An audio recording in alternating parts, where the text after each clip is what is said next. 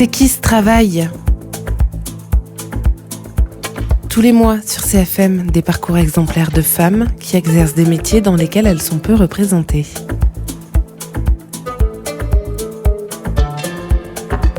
C'est qui ce travail ? Une émission de la Maison de l'Emploi Midi-Quercy, réalisée par Nathalie Dufort.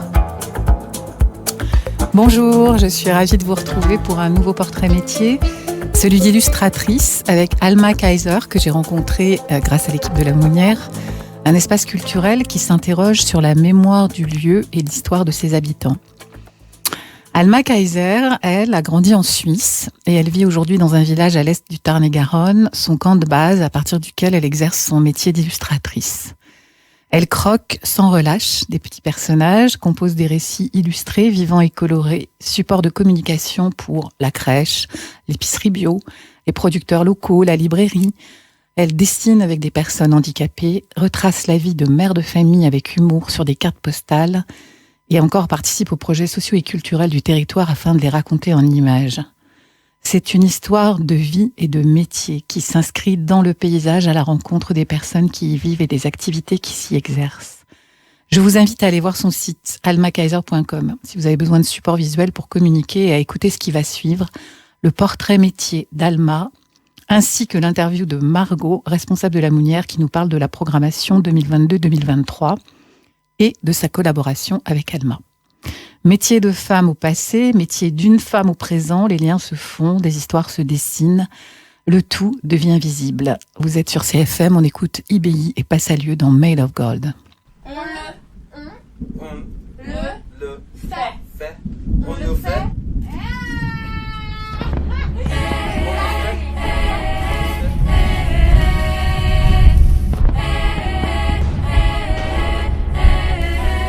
Me show them heroes, feel it.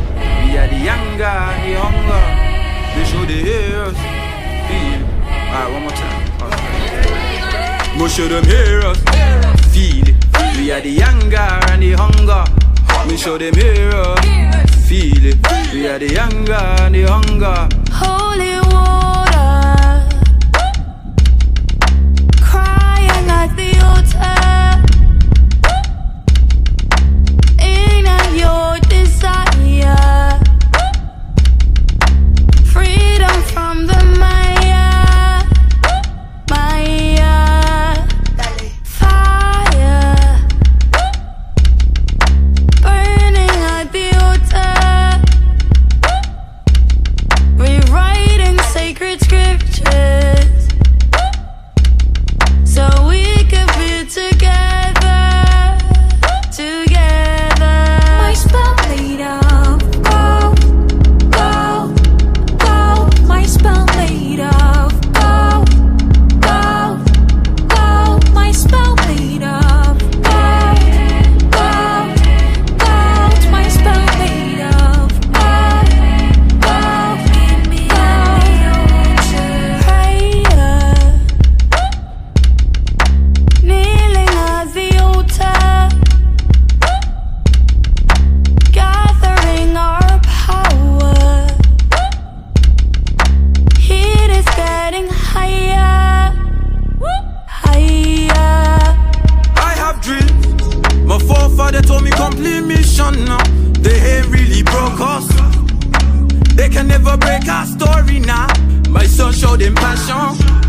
Your history walk through them golden lines. Your blood carries diamonds. When they fought, they cleared our spirit away. We are the reincarnation.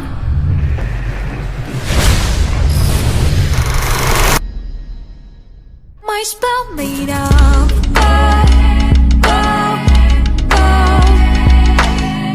You know that it's good. You know that it's good for you. You know that it's good. You know that it's good for you. You know that it's good. You know that it's good for you. You know that it's good. You know that it's good. My spell made of gold, gold, gold. My spell made of gold, gold, gold. Oh, you with a spine, who would work your mouth against this magic of mine? It has has been handed down in an unbroken line. The sky encloses the stars. I enclose magic. I enclose magic.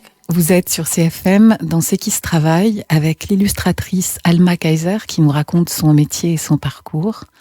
En 1, Alma feuillette le très beau cahier dans lequel elle et d'autres dessinent librement. Donc ça, c'est un journal de bord que je fais avec les résidents de Solandi, qui est une structure qui accueille des personnes en situation de handicap la journée. Et donc, ils dorment pas là-bas, ils sont là-bas que la journée. Donc, c'est un journal qu'on fait ensemble depuis 3 ans. Et donc, je les amène à chaque fois qu'on se voit à s'exprimer sur ce qu'ils ressentent, comment ils se sentent, grâce au dessin et au collage aussi pour certains et certaines, et au récit. Donc ils vont écrire eux-mêmes ou j'écris pour eux.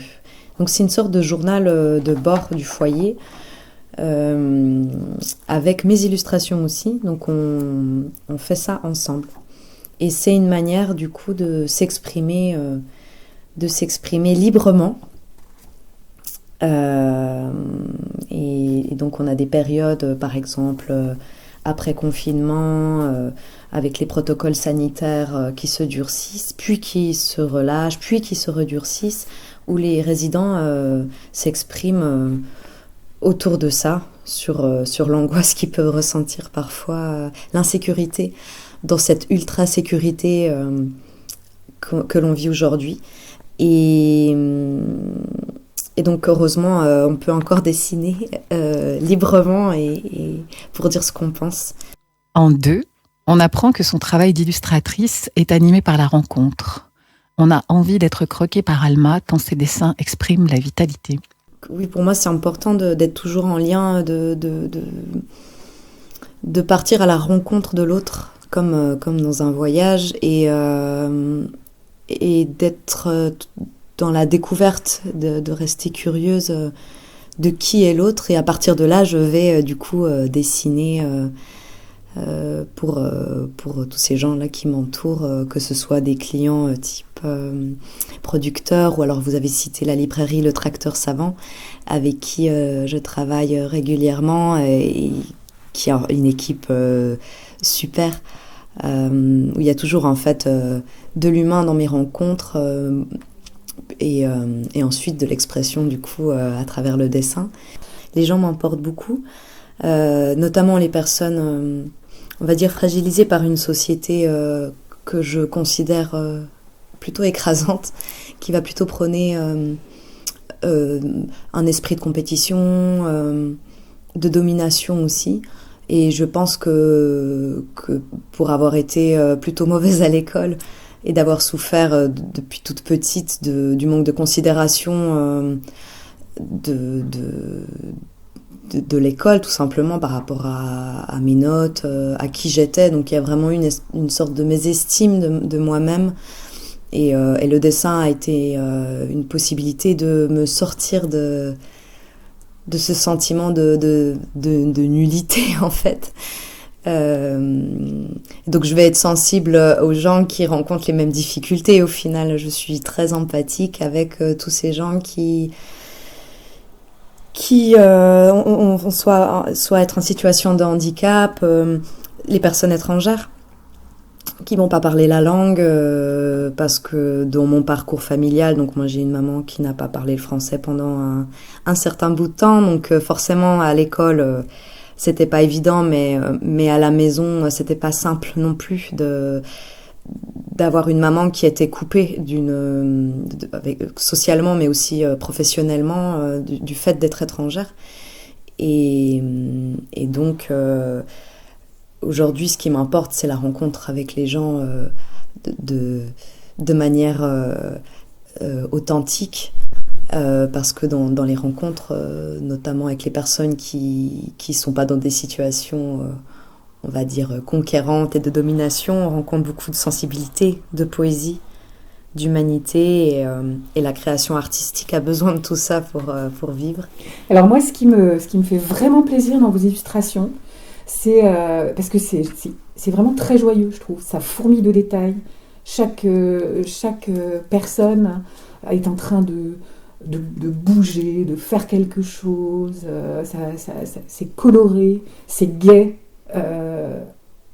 Au-delà de ce que ça raconte, c'est extrêmement vivant. Bah, merci.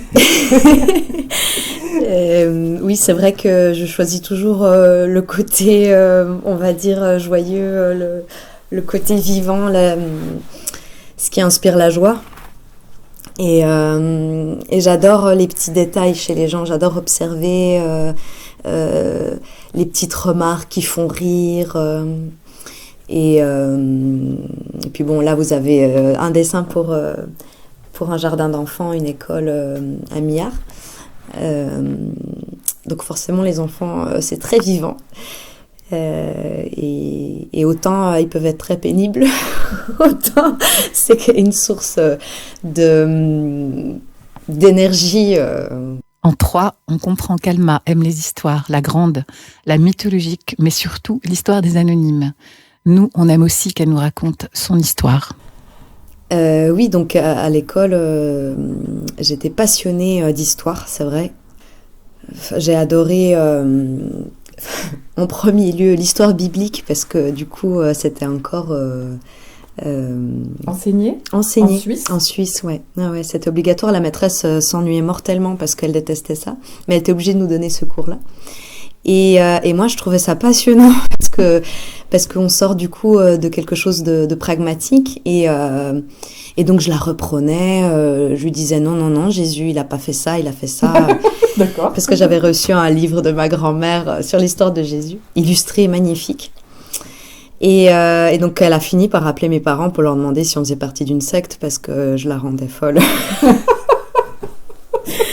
Et donc pas du tout, mes parents ne m'ont absolument pas enseigné d'histoire religieuse.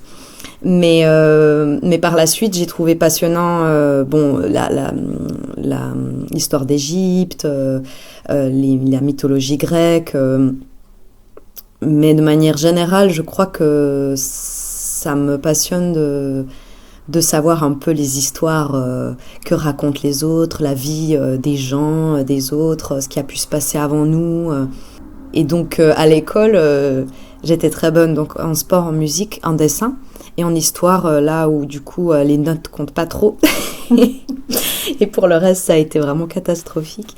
Donc au final, je suis assez contente d'avoir été mauvaise élève parce que j'ai dû me débrouiller avec ce que j'aime vraiment.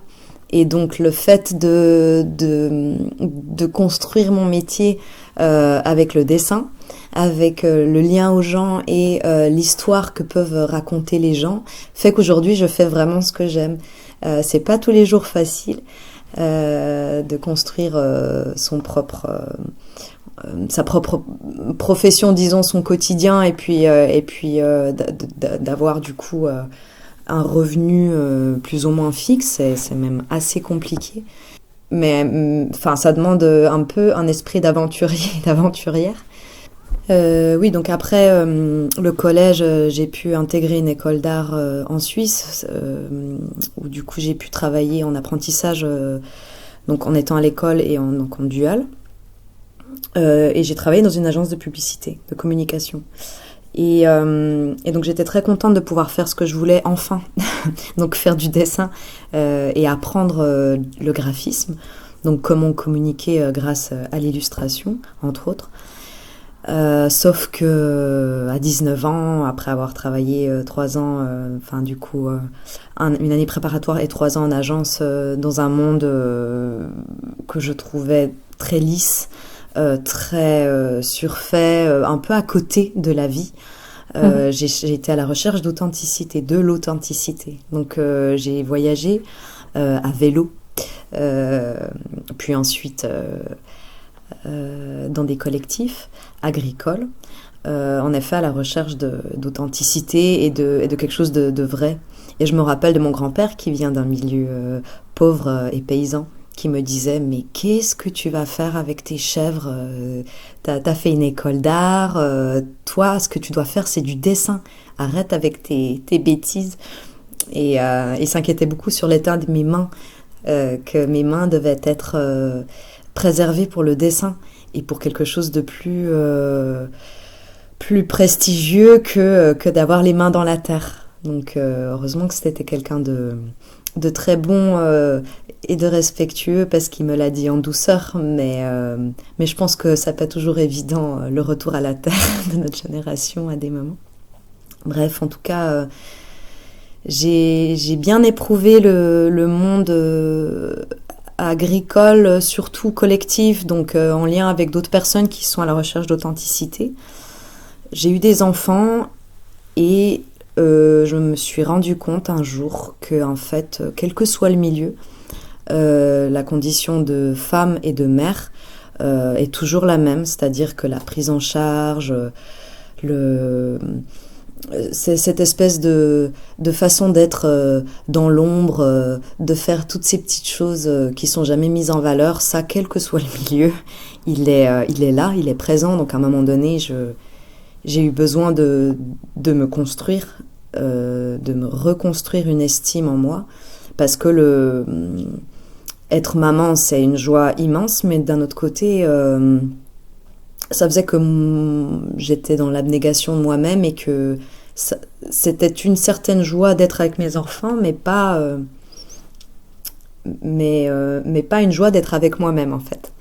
Et donc ça, j'ai trouvé important de le retrouver, et donc j'ai décidé de reprendre mon métier d'illustratrice.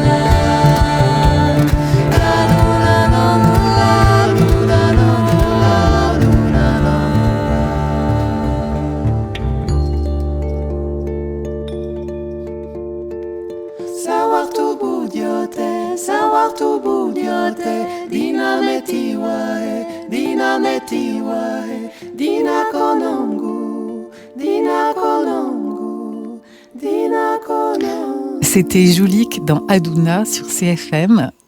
Vous êtes dans C'est qui se travaille. Et en 4, on retrouve Alma Kaiser qui nous parle de son métier, où l'on voit qu'être mère de famille et illustratrice demande beaucoup d'organisation, et c'est peu dire. C'est assez compliqué parce que avoir des enfants, c'est pas que quand ils sont là, c'est aussi quand ils sont pas là. Déjà le fait d'avoir ce rythme, donc dès le réveil, d'avoir des enfants impliqués dans tous nos faits et gestes. Parfois, je me réveille plus tôt pour avoir un quart d'heure pour moi, juste pour me rappeler de comment je m'appelle. C'est pas possible. Il y a toujours quelqu'un pour me tirer ailleurs. Je pense que ça, c'est très fatigant de toujours être finalement sollicité à l'extérieur de soi-même et de jamais pouvoir être vraiment centré. Vous êtes le seul adulte dans la maison avec ses enfants ? Ça dépend. Oui, à des moments, je suis la seule adulte. Ouais. Le fait d'en avoir 3 et ils ont pas.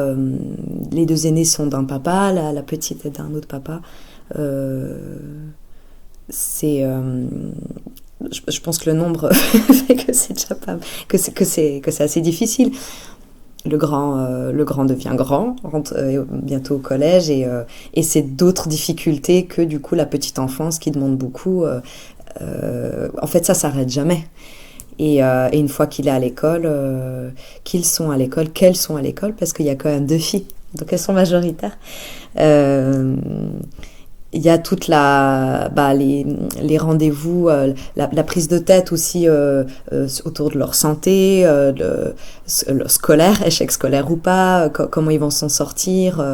On est tout le temps happé par ce rôle de maman, sans parler des courses. Est-ce que tout est là ? Est-ce que tout, enfin, d'assurer une sorte de maintenance permanente pour la famille. Et du coup, de travailler à la maison, ça fait aussi que dès qu'il y a un enfant à la maison pour cause de maladie, on parle pas du coup des classes fermées, des confinements, ces moments-là où l'enfant du coup est à la maison, ça peut être plus simple du coup à gérer quand on travaille à la maison parce que il n'y a pas à courir après une nounou, il n'y a pas à se battre avec la mairie pour qu'ils mettent en place des gardes à l'école.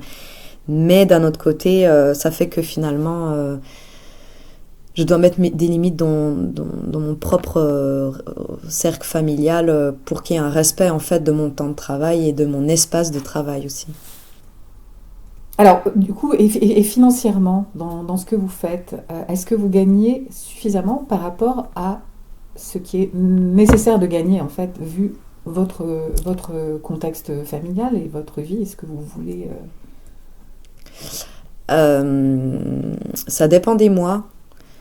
Et donc c'est très fluctuant et ça c'est une vraie insécurité et donc il faut vraiment avoir un esprit comptable assez aigu pour avoir sa propre boîte, c'est-à-dire les mois où il y a des bonnes rentrées d'argent entre guillemets, il faut toujours mettre de côté pour les mois où il y a plus rien ou presque. Et donc ça c'est vraiment pas évident. On peut pas être dans quelque chose de très spontané, de très chouette, on a plus, on va pouvoir se payer un restaurant ou ce genre de choses. Donc toujours mettre de côté, voilà, ça demande juste un esprit d'organisation, une fois de plus, avec l'organisation déjà familiale. Voilà, c'est beaucoup d'organisation de manière générale de sa propre vie. Comment on fait finalement pour trouver un équilibre entre ce qu'on veut faire, ce qui est beau de faire, intéressant avec d'autres, et ce qui est il faut aussi que ce soit beau à la maison, qu'il y ait à manger, et qu'on ait un toit, et qu'on vive bien. C'est une très très bonne question. Je sais pas si je vais pouvoir répondre là tout de suite dans l'immédiat. J'essaye de faire du démarchage, ça je le fais de toute façon, auprès de gens qui me parlent, disons, s'il y a de l'intérêt de ma part, peut-être qu'il y aura un intérêt aussi de leur part pour moi, pour mon travail, disons, en tout cas. Et après, il y a peut-être juste quelques limites que j'aurais à travailler pour des grandes boîtes comme Amazon ou pour des laboratoires pharmaceutiques, parce que mon style de dessin, malgré tout, peut parfois coïncider et plaire à des grandes entreprises. La manière de raconter de manière simple, c'est-à-dire faire de la vulgarisation d'informations, ça peut vraiment fonctionner avec tout le monde. Mais c'est vrai que je gravite pas vraiment dans ce milieu-là, et le fait, le réseau de personnes avec qui je suis est plutôt sensible du coup à l'écologie. J'ai travaillé un peu pour l'éco-hameau de Verfeil autour d'appels de fonds pour la construction de bâtiments écologiques. En 5, Alma Kaiser nous parle du projet sur lequel elle travaille en ce moment avec la Maison des Mémoires de Cette Fonds. Un projet qui met en valeur les parcours de femmes invisibles dans l'histoire très riche de ce village du Tarn-et-Garonne. Le travail avec la Mounière, c'est un travail de communication autour de leur travail de recherche d'archives qu'elles font actuellement autour du rôle des femmes à Cette Fonds et environ, de toutes les femmes, qu'elles soient ouvrières, chefs d'entreprise, mères au foyer, qui est un sacré boulot aussi, et de mettre en fait en lumière les femmes parce qu'elles sont dans l'ombre, tout simplement. Et donc on le fait grâce à l'illustration et au récit, et au travail avec du coup les 2 personnes qui travaillent à la Mounière, Margot, Nicole et Romy. Et là encore, le lien fait que on fait un travail d'équipe qui est vraiment super chouette et motivant. Alors ce sera plutôt sous forme d'exposition. Et ce seront des portraits de femmes cette fontoise qui seront dévoilés tous les mois à peu près pour finalement aboutir à une exposition. Moi, ce qui me passionne, c'est le lien à chaque personne et à chaque femme que je rencontre de manière générale dans la vie. Et donc ces femmes aussi qui du coup qui appartiennent au passé. Pour moi, c'est les détails, c'est leur quotidien, c'est toutes ces petites choses qu'elles ont faites qui ont construit notre société, qui fait que tout fonctionne en fait. Et moi, c'est ça qui me passionne. Et c'est pas le discours. Le fait extraordinaire d'une personne, et souvent masculine du coup. Punaise, élever 13 enfants, monter une entreprise en étant femme seule, pas mariée, à une époque où on n'avait même pas le droit d'avoir un compte bancaire, où se promener sans un homme dans la rue était extrêmement mal vu. Je veux dire, la condition de la femme, elle était et elle est encore aujourd'hui dans l'ombre. On fait beaucoup de choses qui ne sont pas mises en valeur, et quand on essaye d'être une personne à part entière, c'est très compliqué encore aujourd'hui, parce qu'on tient beaucoup de choses qui sont de l'ordre de l'invisible et qui ne sont pas mis en valeur, et ça c'est compliqué.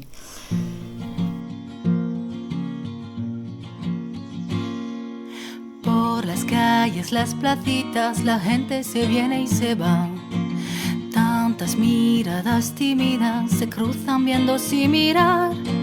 Tantas palabras se pierden, tantas bellezas se mueren. Por las calles, las placitas, la gente se ve y se olvida. En el camino de la vida, la gente se viene y se va. Corazones se marchitan como una rama otoñal. Bastaría con abrir los ojos como flor de abril para dar a tu pareja la mirada que necesita. Si te callas, yo me muero, que si me amas, dímelo. Si te gusta su sonrisa, solo díselo. Si te callas, yo me muero. Que si me amas, dímelo. Si te gusta su sonrisa, ¿qué cuesta decirlo? Ay, una sonrisita vale la pena. Una palabra, una palabra. Venga, dale.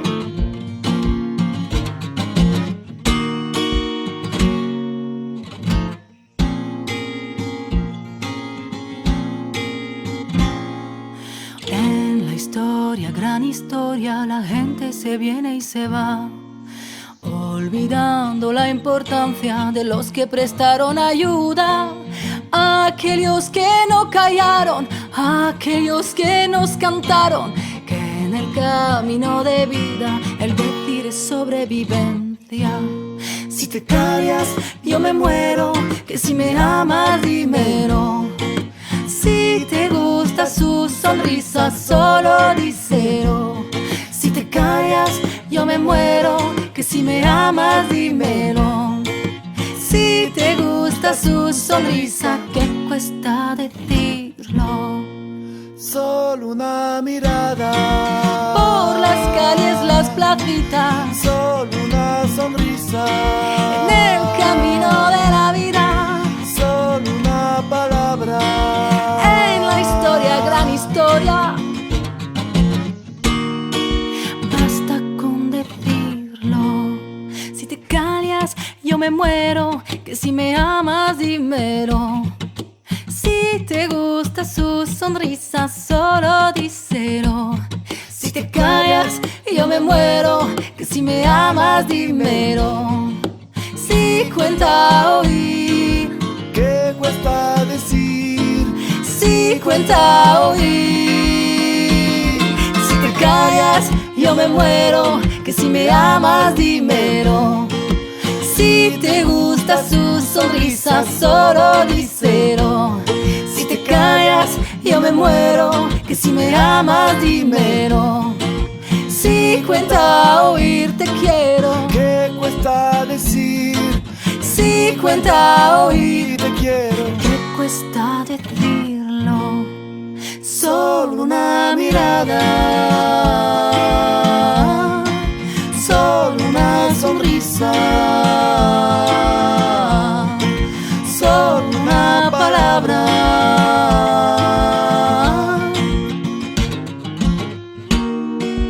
Alba, una sonrisa. Solo una mirada. Por las calles, las placitas, Solo una sonrisa. en el camino de la vida, solo una palabra. En la historia, gran historia,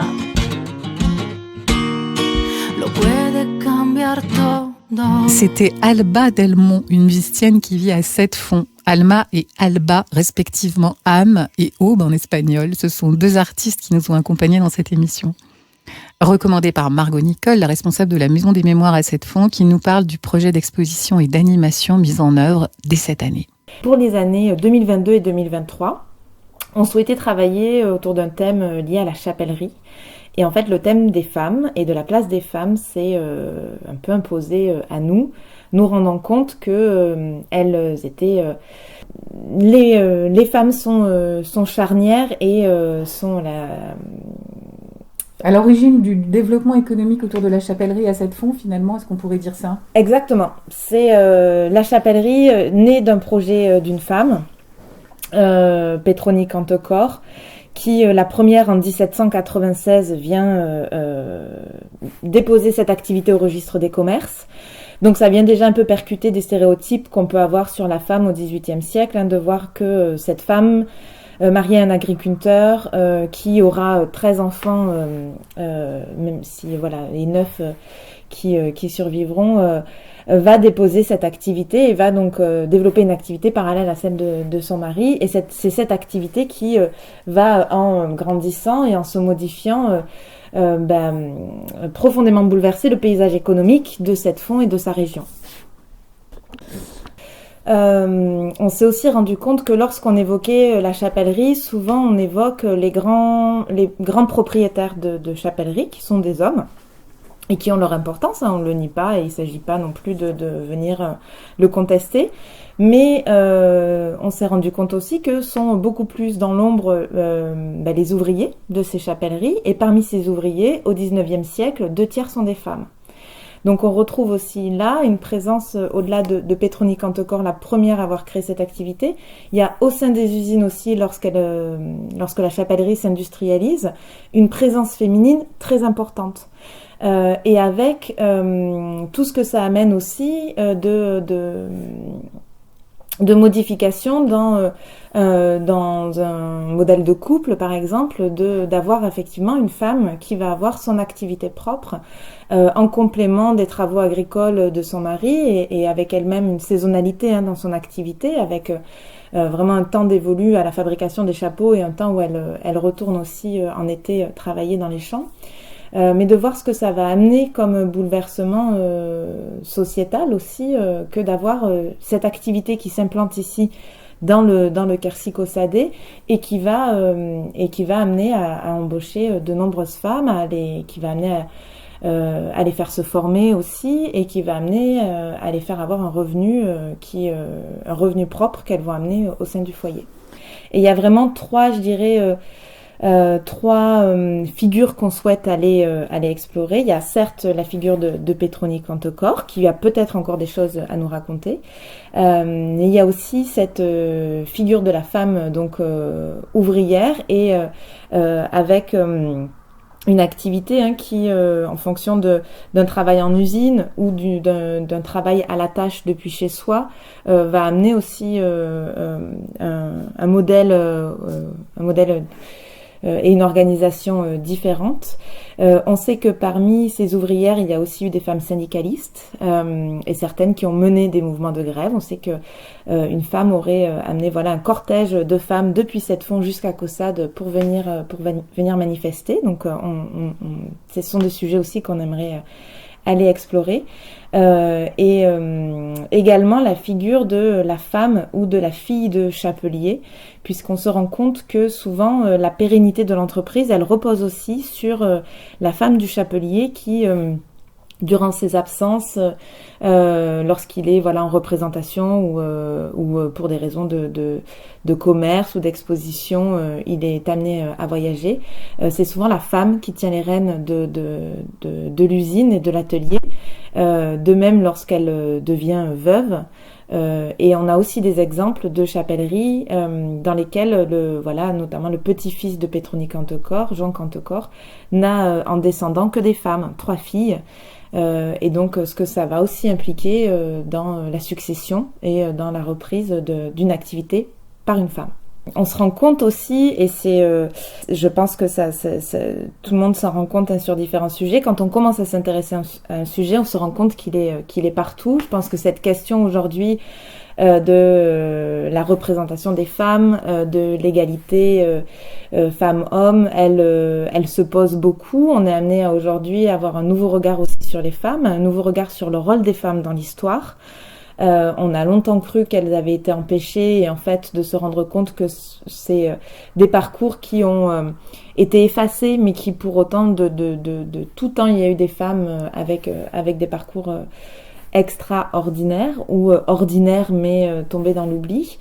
Donc il y avait vraiment cette volonté-là et cette volonté aussi, nous à la Maison des Mémoires on a toujours la volonté de lier les mémoires à notre monde contemporain et de se dire aussi, on se rend compte que pour les jeunes générations, il y a des frontières aujourd'hui qui sont en train de bouger, de changer et de participer aussi à ces enjeux aujourd'hui d'égalité et de questions qui peuvent se poser sur le genre et d'arriver à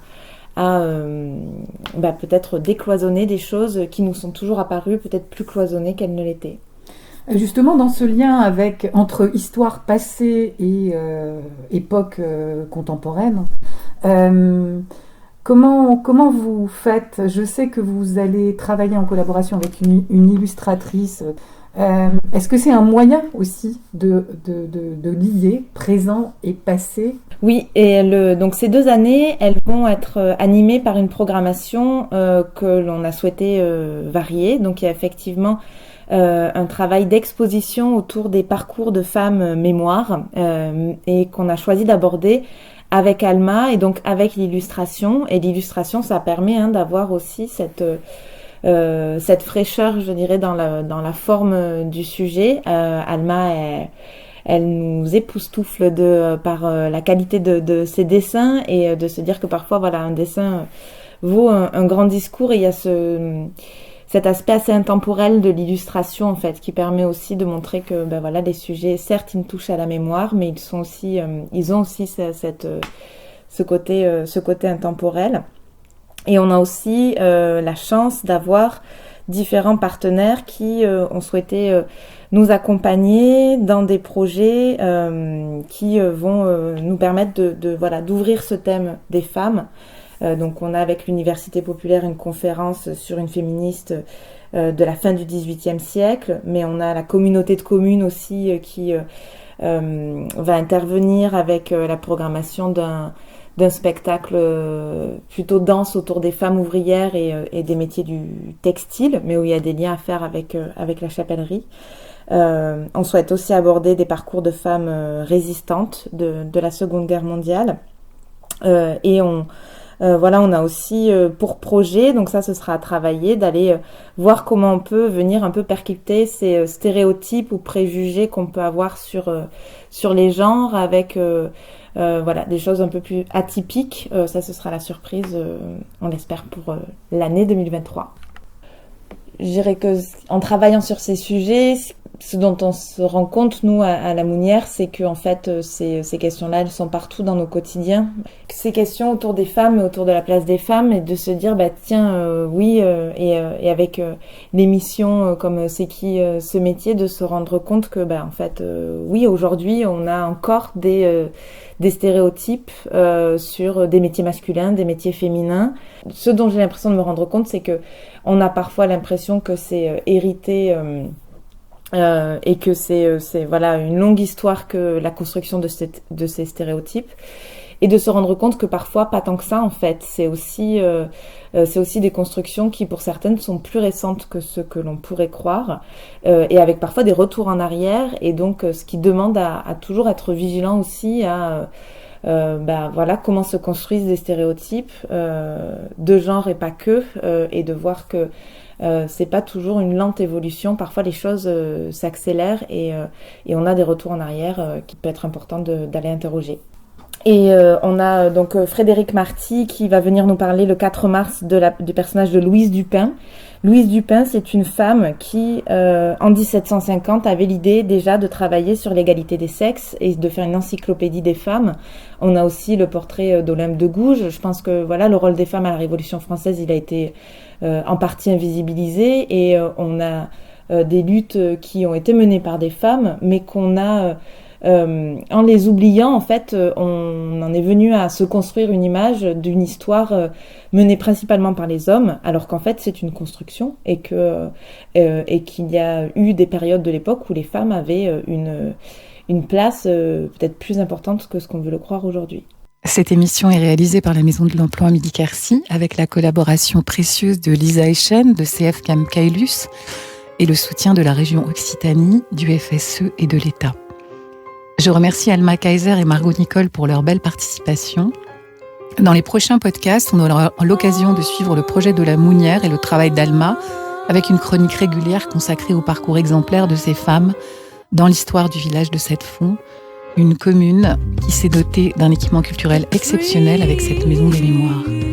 Si vous voulez vous aussi témoigner sur votre métier, si vous êtes une entreprise qui mène des actions relatives à l'égalité professionnelle femmes-hommes, ou si vous êtes artiste musicienne, vous pouvez me contacter sur le site de la Maison de l'Emploi Midi-Quercy. Retrouvez tous les podcasts sur le site de CFM, C'est qui se travaille, une 20aine d'émissions consacrées à des femmes qui aiment leur métier. À très vite.